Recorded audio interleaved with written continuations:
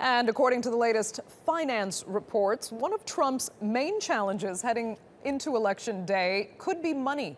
The self-proclaimed billionaire raised $3.1 million in May, more than double his total from previous months. But that's just a fraction of his Democratic rival Hillary Clinton, whose campaign brought in $26 million last month alone. Now, Donald Trump began June with $1.3 million, while Clinton had a war chest totaling $42 million. Well, joining me now is Ben Margulies. He's a research fellow at the University of Warwick. Thanks so much for joining us, Ben.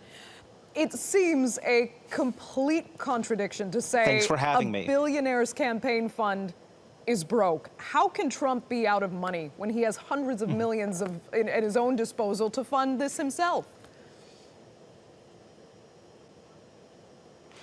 Well, it appears that he, for whatever reason, isn't drawing on those funds, perhaps due to some aspect of electoral campaign rules, perhaps simply because the campaign itself, and this is one thing that's come out in the Federal Election Commission filings, is not particularly well run.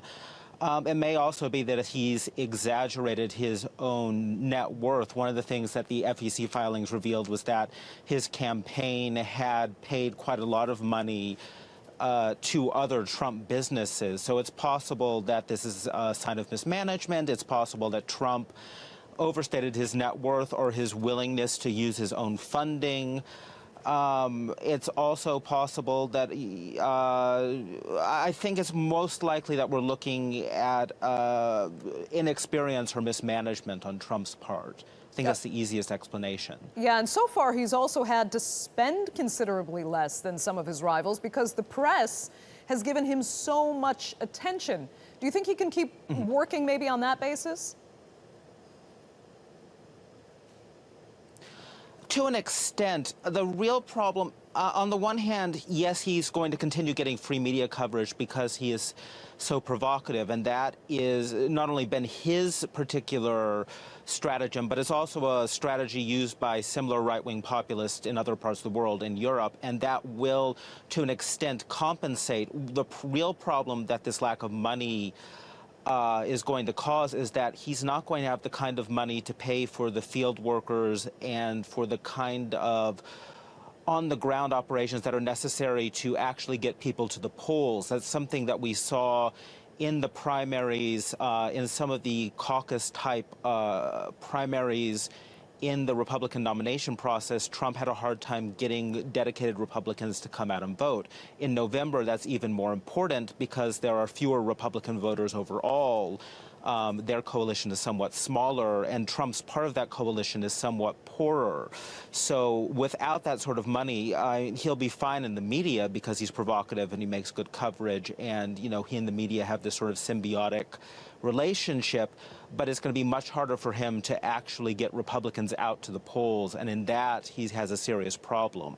But some are saying that his struggling with campaign funding could actually work to his advantage because he can claim he's the underdog outsider that his supporters actually celebrate, while Hillary is part of the corporate machinery. That's why she has so many millions of dollars in corporate funding for her campaign.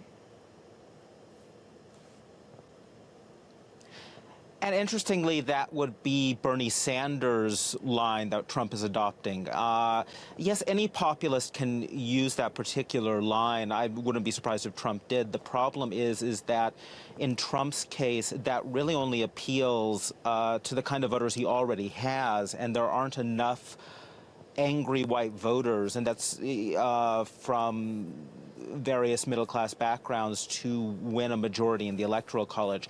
The kind of people he needs to win over, whether they're from the wealthier parts of the Republican coalition or other voters who would otherwise be voting Democratic, aren't necessarily going to be attracted by his underdog stance. It's likely to keep his current supporters. It's less likely that he's going to gain much new support from that particular framing. Okay, Ben Margulies, we'll leave it there. Thanks so much for joining us.